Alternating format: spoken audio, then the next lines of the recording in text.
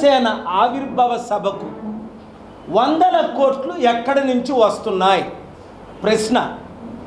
అసలు ఇది జనసేన సభ, తెలుగుదేశం సభ అని గమనించలేని పరిస్థితిలో ఉన్నారు తెలుగుదేశం పార్టీ నాయకులు. బిందెల్ని చెంబులో దూరుతుంది కానీ ఇప్పుడు చెంబే బిందులో దూరుతుందా అంటే తెలుగుదేశమే జనసేనలో దూరుతుందా అని ప్రశ్నలు. దత్తపుత్రుడని దగ్గరికి తీసుకొచ్చాడు చంద్రబాబు నాయుడు. అసలు ఈయన దత్తపుత్రుడా? దత్తత చేసుకోకముందు ఒక పావే పుత్రుడిగా వచ్చాడా? ఇప్పుడు పావై కాటైపోతున్నాడా అన్నది ఇక్కడ ఇష్యూ. బీహార్కి ప్రత్యేక నిధులు 2 లక్షల కోట్లు మొత్తం కేటాయిస్తే ఆంధ్రప్రదేశ్కు 10% ఎందుకు కేటాయించారు సెంటర్ అంటే నాకు వచ్చిన ఇన్ఫర్మేషన్ పవన్ కళ్యాణే మన రాష్ట్రానికి నిధులు రాకుండా ఆపుతున్నారు అని. ఒకవేళ నిధులు వస్తే చంద్రబాబు నాయుడు గారికి మంచి పేరు వస్తుంది. ఇంకా మరలా వచ్చే ఎలక్షన్లో కూడా ఆయనే ముఖ్యమంత్రి అవుతారు, లేదా ఆయన కొడుకుని లోకేష్ని ముఖ్యమంత్రి చేస్తారు. ఇప్పుడు మీరు నిధులు ఇవ్వకండి, ఈ ఎలక్షన్ల ముందు నేను మరలా బయటకు వచ్చిన తర్వాత నేను చంద్రబాబే నన్ను మాట్లాడనివ్వలేదు, నిధులు తేనివ్వలేదు, అభివృద్ధి చేయనివ్వలేదు అని పవన్ కళ్యాణ్ చెప్పి బయటకు వచ్చి ముఖ్యమంత్రి వచ్చే ఎలక్షన్లో అవ్వడం కొరకు ప్రజలను కోట్ల మంది ప్రజల నాశనం చేస్తున్నారని ఎక్స్పర్ట్స్ ఒపీనియన్. ఏది నిజం? చంద్రబాబు నాయుడు గారు మీరు తెలివైన వాళ్ళు కదా, కమ్మ నాయకులందరూ మిత్రులందరూ మీరు తెలివైన వాళ్ళు కదా, మీరు ఎంతకాలం పావును పోషిస్తారు? పాలేసి డబ్బులు ఇచ్చి కలుపుకొని ఎందుకు పోషించాలి?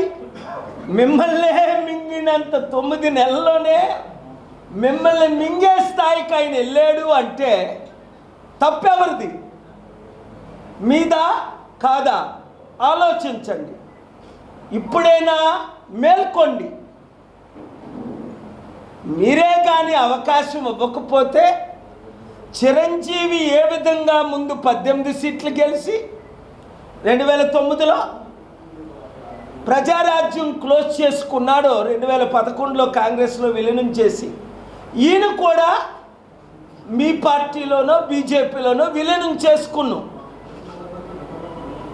మరి మీకు సెంటర్ నుంచి వచ్చిన ఒత్తిళ్లు బట్ట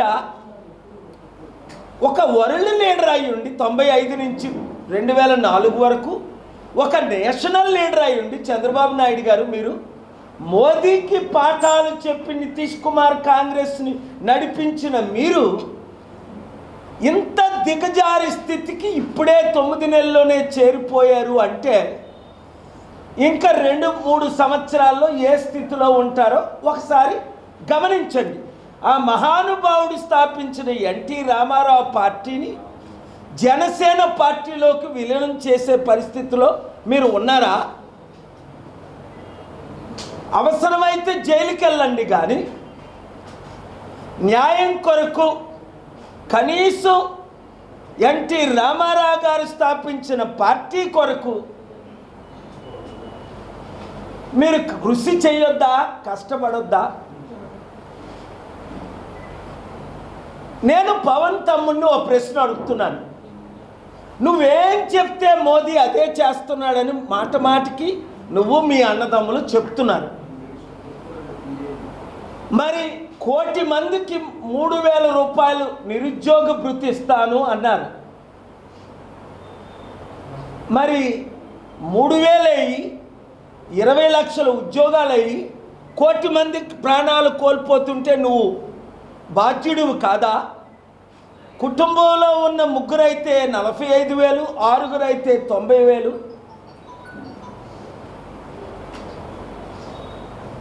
ఇస్తానని మాట ఇచ్చారు. తల్లికి వందనం అని ఇలాంటి ఇచ్చిన వాగ్దానాల్లో ఒకటేనా నెరవేర్చడం లేదు అంటే చంద్రబాబు నాయుడు గారు మిమ్మల్ని ఎవరు నమ్మరు. మరి నడిపిస్తున్న పవన్ కళ్యాణ్ని నమ్మకుండా ఉండాలి అంటే ఇప్పుడు పవన్నే మీరు ముందు పెట్టి బీజేపీతో పొత్తులు పెట్టుకున్నారు కనుక మరి పవన్ కళ్యాణ్నే మీరు నిలదీయండి. స్టీల్ ప్లాంట్ అమ్మొద్దు, ప్రత్యేక హోదా తీసుకురా, బీహార్కి ఇచ్చినట్టే 2 లక్షల కోట్ల నిధులై మనం ఇచ్చిన 6 వాగ్దానాలు నెరవేర్చుదాం, రైతు బంధు ఇద్దాం, రైతులకు రుణమాఫీ చేద్దాం, నిరుద్యోగులకు ఉద్యోగాలు ఇద్దాం, పెన్షన్లు ఇద్దాం. ఒక్క మాటైనా మీరు నెరవేర్చకుండా ఉన్నారు అంటే దానికి కారణం పవన్ కళ్యాణ్ అని మీకు తెలియకపోతే ఈరోజు రాజమండ్రి ప్రెస్ మీట్ ద్వారా తెలియజేస్తున్నాను. తక్షణమే మేల్కోండి, రాష్ట్రం కొరకు దేశం కొరకు నాతో చేతులు కలపండి. అప్పులు తీర్చుదాం, అభివృద్ధి చేద్దాం, లక్షల కోట్లు తీసుకొద్దాం, రాష్ట్రాన్ని ప్రజల్ని కాపాడదాం. Thank you very much. మీరు చెప్తే సెంటర్లో ఏమైనా ఫండ్స్ ఇస్తారండి, నిధులు వస్తాయా? పవన్ కళ్యాణ్ ఫండ్స్ రాకుండా ఆపుతున్న సంగతి ఇప్పుడు అందరికీ అర్థమైపోయింది. ఎందుకు?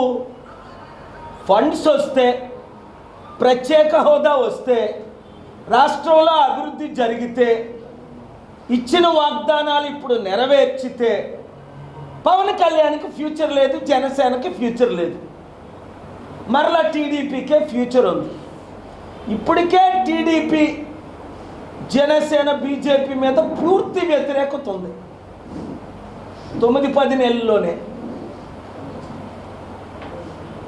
జనసేన టీడీపీ నుంచి బయటకు వచ్చి రాబోయే ఎలక్షన్లో చంద్రబాబు నాయుడిని మరలా అప్పుడు 2019లో బీఎస్పీ సిపిఐ సిపిఎంతో పొత్తులు పెట్టుకున్నప్పుడు ఘోరంగా చంద్రబాబుని, లోకేష్ని, మోదీని పవన్ కళ్యాణ్ ఎలా తిట్టాడు, ఈసారి మోదీని తిట్టడు, మోదీతో ఉంటాడు, చంద్రబాబుని తిడతాడు, టీడీపీని తిడతాడు, తన ఫ్యూచర్ చూసుకుంటున్నాడే తప్ప దానికి ఉదాహరణ ఇప్పుడు వస్తున్న ఫండ్స్ ఆపడం.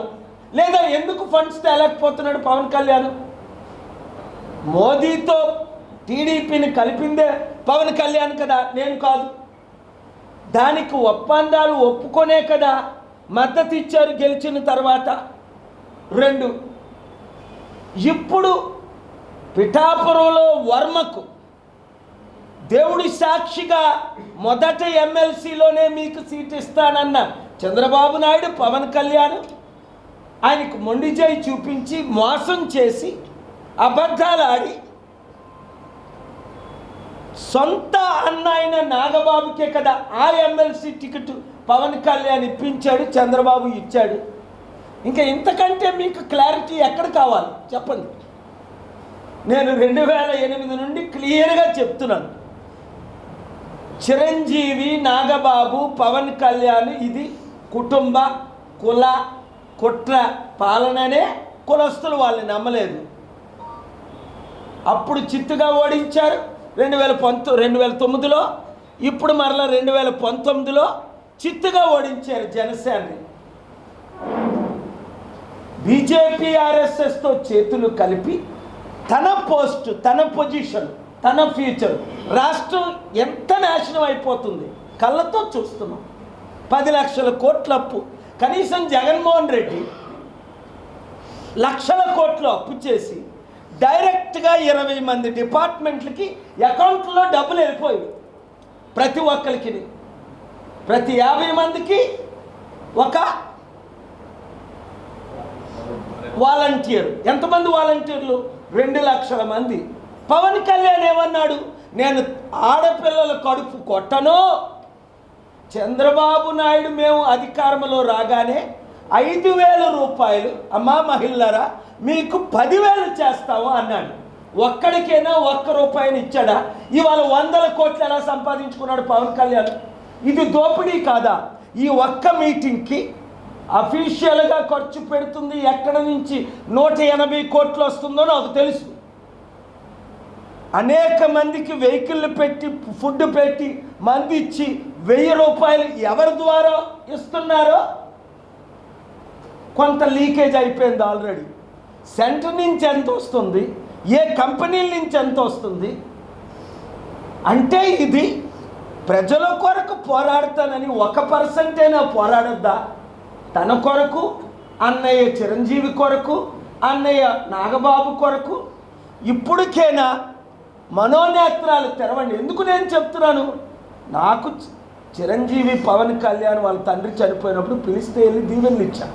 ఇది ఎందుకు చెప్తున్నానంటే 6 కోట్ల ఆంధ్రులను కనీసం వచ్చే ఎలక్షన్లోనైనా కాపాడి ప్రజాశాంతి పార్టీని అధికారంలో తీసుకురావడానికి, లేదా 10 లక్షల కోట్ల అప్పు 20 లక్షల కోట్లు అవుతుంది. మరలా వచ్చే ఎలక్షన్లో కూడా ఈ చిరంజీవి పవన్ కళ్యాణ్ నాగబాబుని నమ్మి రాష్ట్రం సర్వనాశనం అయిపోద్ది. వీళ్ళు బీజేపీ కుమ్మక్కాయి. అందుకనే చంద్రబాబు నాయుడు గారు మేల్కొనండి. ఎందుకంటే పవన్ కళ్యాణ్ నడిపిస్తుంది ఎవరు? నాదెండ్ల మనోహర్. నాదెండ్ల మనోహర్ ఎవరు? నాదెండ్ల భాస్కర్ రావు కొడుకు. నాదెండ్ల భాస్కర్ రావు ఎవరు? ఎన్టీ రామారావు గారికే వెన్నుపోటు పొడిచి ముఖ్యమంత్రి 30 రోజులైన ముఖ్యమంత్రి. ఇంతకంటే ఇంకా ఎంత స్పష్టంగా చెప్పాలి? మీడియా మిత్రులారా, మీడియా ఓనర్స్లారా, ఫ్రంట్ పేజ్లో వేసుకోండి. రాష్ట్రాన్ని దేశాన్ని కాపాడండి. ప్రజాశాంతి పార్టీయే దిక్కని రాత్రనక పగలనక రైతుల కొరకు, నిరుద్యోగుల కొరకు, ఉద్యోగుల కొరకు, మహిళల కొరకు, పిల్లల కొరకు, అనాథుల కొరకు ఫైట్ ఇచ్చి కోర్టులో ఫైట్ చేస్తున్నాడు. డబ్బులు తీసుకొస్తానంటే వీళ్ళు కలవరు. ప్రపంచంలో డబ్బు ఎక్కువైపోయింది, రాష్ట్రంలో దరిద్రం ఎక్కువైపోయింది. వీళ్ళు తేలేరు, నన్ను తేనెవరు. కనుక రాజ్యాధికారం నాకు ఇస్తే ఈ దొంగలు, గజ దొంగలు దోచుకున్న డబ్బు, అప్పులు చేసిన డబ్బులన్నీ తీర్చి అభివృద్ధి 5 సంవత్సరాల్లో చేసి చూపించే సత్తా. అక్కడేమో తెలంగాణలో సంపూర్ణంగా రేవంత్ రెడ్డి 15 నెలల్లో ఫెయిల్ అయిపోయాడు. ఇచ్చిన వాగ్దానం ఒకటి నెరవేర్చట్లేదు. కేసీఆర్ 7-8 లక్షల కోట్లు అప్పు చేసేసాడు. ఆ రాష్ట్రం అలా నాశనం అయిపోయింది, ఈ రాష్ట్రం ఇలా నాశనం అయిపోయింది. దేశాన్ని మొత్తం మహాత్ముడు, గనుడు, వీరుడు, శూరుడు మోదీ, అదానీ, అంబానీలకు అమ్మి పడేశాడు 17 ప్రాజెక్టులు. ఇంకా అమ్మడానికి కూడా ఏమి లేదు. నేను ఆపాను కనుక 5 సార్లు ఆంధ్రప్రదేశ్ హైకోర్టులో వాదించి ఇప్పుడు కూడా స్టీల్ ప్లాంట్ అమ్మకుండా ఉన్నారు. మళ్ళీ ఈ మధ్యని ఈరోజు కూడా ఏపీ హైకోర్టు నుంచే నేను ఇప్పుడు వస్తున్నాను. కనుక కామన్ సెన్స్ ఉన్నది కాబట్టే ప్రజలు ఇప్పుడు వీళ్ళందరూ మోదీ తొత్తులే, వాళ్ళు వద్దు. కేఏ పాల్ని మనం లాస్ట్ టైం సీరియస్గా తీసుకుంటే బాగుంటుంది, వచ్చే ఎలక్షన్లోనైనా తీసుకుందామని ప్రజలు అనుకునే టైంలో ఇప్పుడు ఆవిర్భావం. దేనిది ఆవిర్భావం? దోచుకోవడానికి ఆవిర్భవించాం, దాచుకోవడానికి ఆవిర్భవించాం, రాష్ట్రాన్ని సర్వనాశనం చేయడానికి ఆవిర్భవించాం, నిరుద్యోగుల కడుపులు కొట్టడానికి ఆవిర్భవిస్తున్నాం, మహిళల కడుపులు కొట్టడానికి మేము ఆవిర్భవించాం, కుటుంబ పాలన అన్నలందరికీ ఎమ్మెల్సీలు, ఎంపీలు, మంత్రులు ఇవ్వడానికి మేము ఆవిర్భవించాం, ప్రజల్ని సర్వనాశనం చేయడానికి ఆవిర్భవించాం, రాష్ట్రాన్ని దేశాన్ని దోచుకున్న మోదీని గెలిపించడానికి మేము ఆవిర్భవించాం అనడానికే పిఠాపురంలో 14వ తారీఖున ఆవిర్భావ సభ.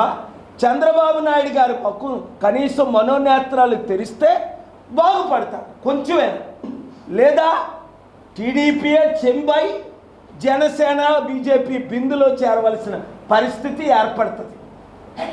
Thank you very much. దేశంలోనే ప్రపంచంలో ఆల్రెడీ ఎవరు జనసేనకి కోట్ల రూపాయలు వైట్ ఎలా ట్రాన్స్ఫర్ చేశారో కోర్టులో కేసేసా, మీకు చెప్పలా? అప్పుడే విచారణ జరుగుతుంది. కానీ అధికారం వాళ్ళది. ఈ కోర్టులు కూడా ఎలాగ దరిద్రం అయిపోయాయి అంటే, కొడుకు పుట్టి మనవడు చనిపోయే టైంకి తీర్పులు వస్తున్నాయి కొన్ని. అందుకని ఈ దొంగలు, గజ దొంగలు దోచుకునే పోతున్నారు. 10 మంది ఎమ్మెల్యేలని డిస్క్వాలిఫై చేయమని కేసేసా, 7 సార్లు వాదించా తెలంగాణ హైకోర్టులో. 10th షెడ్యూల్ క్లియర్గా ఉంది. ఏమని ఉంది? 2+2 4. ఇందిరాగాంధీనే 75లో అలహాబాద్ కోర్టు డిస్క్వాలిఫై చేసింది. ఎందుకు చేసింది? చట్టం విరుద్ధం అని. 98లో 28th chief justice of India BSP 12 మంది ఎమ్మెల్యేలని 12 నిమిషాల్లో డిస్క్వాలిఫై చేశారు. మరి ఇప్పుడెందుకు చేయట్లేదు? కేసీఆర్కి బీజేపీకి బేరాలు అవుతున్నాయి. ఒకవేళ మేము డిస్క్వాలిఫై చేయిస్తే ఆ 10 మందిలో 8 మందిని బీజేపీని గెలిపిస్తామంటే మేము డిస్క్వాలిఫై చేయిస్తాం. కోర్టులు ఓన్లీ పేరుకే. నేను ఎంత 10th షెడ్యూల్లో ఏమనుంది, మీరు బీఆర్ఎస్ తరపున పోటీ చేసి ఒక పార్టీ తరపుని ఇంకొక పార్టీలో చేరితే మీ మెంబర్షిప్ క్యాన్సిల్ అవుద్ది, మీరు ఎమ్మెల్యేలుగా చెల్లరు అని 10th షెడ్యూల్ లా. ఈ చీఫ్ జస్టిస్లకి వినబడదా కనబడదా? క్లియర్గా అర్థమయ్యేటట్టు ఇంగ్లీష్లో చెప్తున్నాను. కానీ వినిపించినట్టు కనిపించినట్టు కోర్టులు బిహేవ్ చేయబట్టి కోర్టుల మీద ఇంక ఎక్కడికి వెళ్ళాలి? దేవుడి దగ్గరికి వెళ్ళాలి. ఆ దేవుడి దగ్గరికి వెళ్తున్నాను. ప్రభువా, దేవుడా, వీళ్ళు ఎలాంటి వాళ్ళు మీరు రక్షించాలి. ఎందుకంటే నాగబాబు మాట అన్నాడు, ఇండియన్ క్రికెట్ టీం ఎలాగో మా జనసేన కూడా అలాగే. అయ్యో, ఇండియన్ క్రికెట్ టీము ప్రపంచంలో నెంబర్ 1 అన్ని దేశాల్లో. ఇంగ్లాండ్ని ఓడించి, ఆస్ట్రేలియాను ఓడించి, శ్రీలంకను ఓడించి, జింబాబ్వేను ఓడించి, పాకిస్తాన్ను ఓడించిన టీము మీ జనసేన ఎవరు? ఇండియాలో నెంబర్ 1 పార్టీ బీజేపీ, రాష్ట్రంలో నెంబర్ 1 పార్టీ టీడీపీతో కలిసి 1-2% ఓట్ బ్యాంక్ని ఈవీఎంల ద్వారా వాళ్ళ ఓట్లతో గెలిచారు. మీరు ఇండియన్ క్రికెట్ ఇంకా నయం. నేను బ్రహ్మ విష్ణు మహేశ్వరులు మా ముగ్గురన్నదాను అనలేదు. చిరంజీవి, నాగబాబు, పవన్ కళ్యాణ్ మేము లేదా తండ్రి కుమార పరిశుద్ధాత్మలతో సమానమని కనీసం సిగ్గైనా ఉండాలి మాట్లాడడానికి. ఇండియన్ క్రికెట్ టీంతో మీరు పోల్చుకోవచ్చా? బ్రహ్మ విష్ణు మహేశ్వరులతో మీరు పోల్చుకోవచ్చా?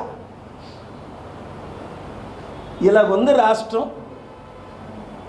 సర్వనాశనం అయిపోయింది. కాపాడడానికి ప్రయత్నిస్తున్నాం. Thank you very much. ప్రజలే నేను కులాలకి మతాలకి అతీతం.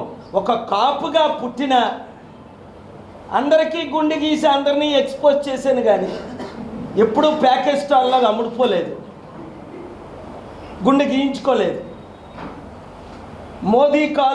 మోదీ నా కాళ్ళు పట్టుకున్నాడు, కానీ ఈయనలాగా నేను మోదీ కాళ్ళు, మాయావతి కాళ్ళు, అవసరమైతే ఎవరి కాళ్ళలో పట్టుకోలేదు నేను. సో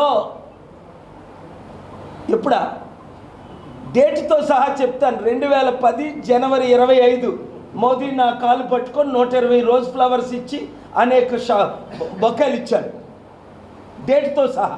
అది అహ్మదాబాద్లో.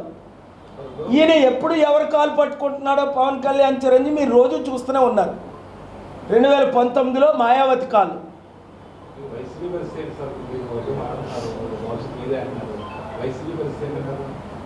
ఇప్పుడు వారు పోరాటం చేయలేకపోతున్నారు. వైసీపీ వాళ్ళు పాపం డౌన్ అయిపోయి ఉన్నారు. అసెంబ్లీకే వెళ్ళలేని పరిస్థితి.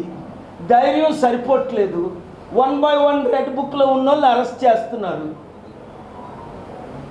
మరి ఎవరో ఒకరు అపోజిషన్ ఉండాలి కదా మోదీకి, చంద్రబాబుకి, పవన్ కళ్యాణ్కి, కేసీఆర్కి, రేవంత్ రెడ్డికి. తత్మా చిన్న వాళ్ళందరూ ఇప్పుడు చిన్న చిన్న పార్టీలన్నీ క్లోజ్ అయిపోయాయి కదా.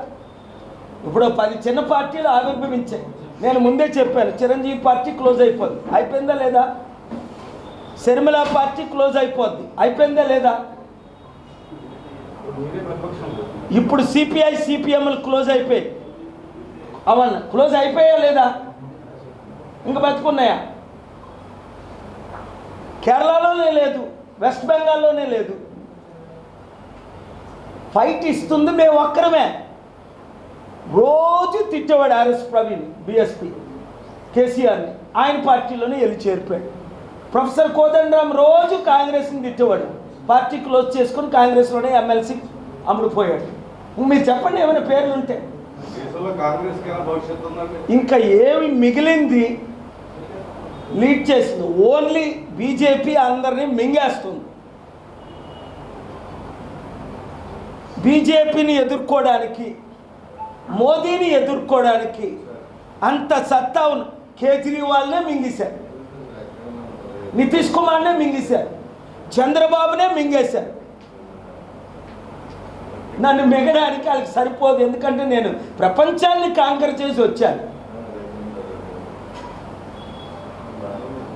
బడుగు బలహీన వర్గాల జాతికి సంబంధించిన ఒక హిందూగా పుట్టి బీసీగా కాపుగా ప్రపంచంలో ఏ విధంగా అభివృద్ధి చేశానో దేశాన్ని అభివృద్ధి చేసే సత్తా నాకుంది. ఇప్పుడు చంద్రబాబు నాయుడు గారు పిలిచిన, రేవంత్ రెడ్డి పిలిచిన, నరేంద్ర మోదీ గారు పిలిచిన, మోదీ గవర్నమెంట్కి 75 బిలియన్లు ఇప్పించా. వైట్ మనీ రాష్ట్రానికి ఇప్పిస్తా. గవర్నమెంట్ పిలిస్తేనే కదా మనం ఫండ్స్ తేగలం, గవర్నమెంట్ సంతకాలు పెడితేనే కదా ఎంఓయూలు అవుతాయి. నేను పెట్టడానికి నాకు లేదు కదా. నేను చీఫ్ మినిస్టర్ని కాదు, ప్రైమ్ మినిస్టర్ని కాదు. అందుకే రాష్ట్రం బాగుపడాలంటే మీరందరూ మరలా వచ్చే ఎలక్షన్ల తర్వాతైనా చూస్తారు. ప్రజాశాంతి పార్టీ వస్తేనే అప్పులు తీరుతాయి, అభివృద్ధి. ఇప్పుడు ఉన్న వాళ్ళందరూ, ఇప్పుడు చంద్రబాబు నాయుడు గారు వచ్చి 10 నెలలు అవ్వాల, 1,50,000 కోట్ల అప్పు. ఉన్న అప్పు పెరిగింది, లేని అప్పులన్నీ తీసుకొస్తున్నారు, వడ్డీ పెరుగుతుంది, నష్టం సర్వనాశనం అయిపోయింది.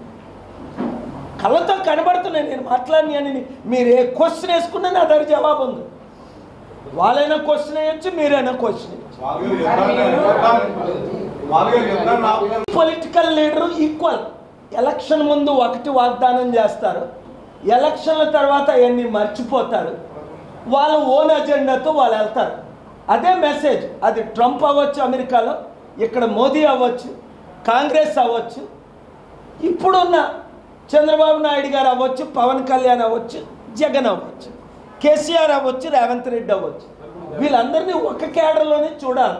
మార్పు వస్తేనే ప్రజలు ఒక్కొక్కరు 7569441275 ఈ శనివారం నియోజకవర్గ ఇన్ఛార్జీలుగా కొత్తగా ఉంటానన్న వారిని కోఆర్డినేటర్లుగా అమీర్పేట్ హైదరాబాద్ 11 to 1 నేను కలుస్తున్నాను.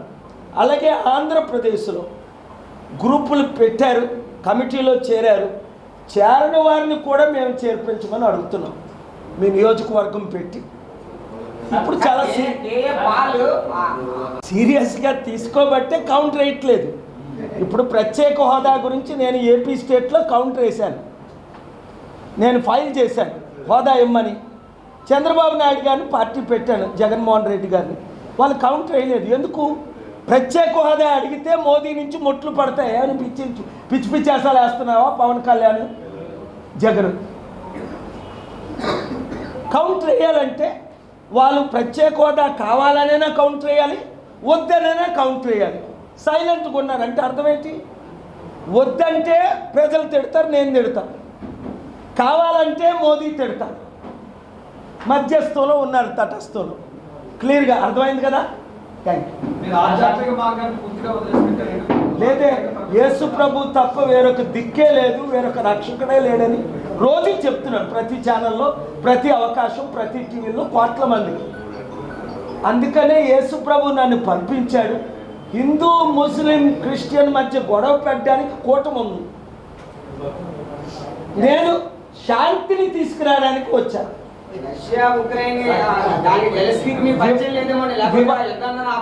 వివాదంలో లడ్డు బిల్లు ఎందుకు సుప్రీంకోర్టు వరకు వెళ్ళాను? అక్కడ ఒక తిరుపతి అన్నది దేవస్థానం హిందువులకు, అది హిందువులే నడిపించుకోవాలి, రాజకీయ నాయకులు నడిపించకూడదని బిల్లు వేసిన ఏకైక వ్యక్తిని ఏపీ హైకోర్టులో, సుప్రీంకోర్టులో. మరి హిందువులందరి తరపున ఫైట్ ఇచ్చినట్టు కాదా? రాజకీయ నాయకులు ఎందుకు నడపాలి తిరుపతిని? 1000 కోట్లు ఆదాయం, లక్షల, సంవత్సరానికి 1000 కోట్ల ఆదాయం, 4 లక్షల కోట్లు ఆస్తి. ఒక ప్రత్యేక స్టేట్ చేయండి, టెరిటరీ చేయండి, లేదా ప్రత్యేక కమిటీ వేసి హిందూ ప్రీస్టులకి, మహమ్మదీలు మాస్కులు ఎలా నడుపుతున్నారో, క్రిస్టియన్ పాస్టర్స్, బిషప్స్, చర్చెస్ ఎలా నడుపుతున్నారు, తిరుపతి టెంపుల్ కూడా హిందూ ప్రీస్టులు నడుపుకోవాలి అని హిందూస్ అందరూ, దేశంలో ఉన్న హిందూస్ అందరూ దాన్ని అప్రిషియేట్ చేశారు. Equality article 40, fundamental rights article 19, freedom of ప్రియంబల్ article 21 crystal clearly gives us equal rights. Thank you sir, sir, sir, sir. Very much.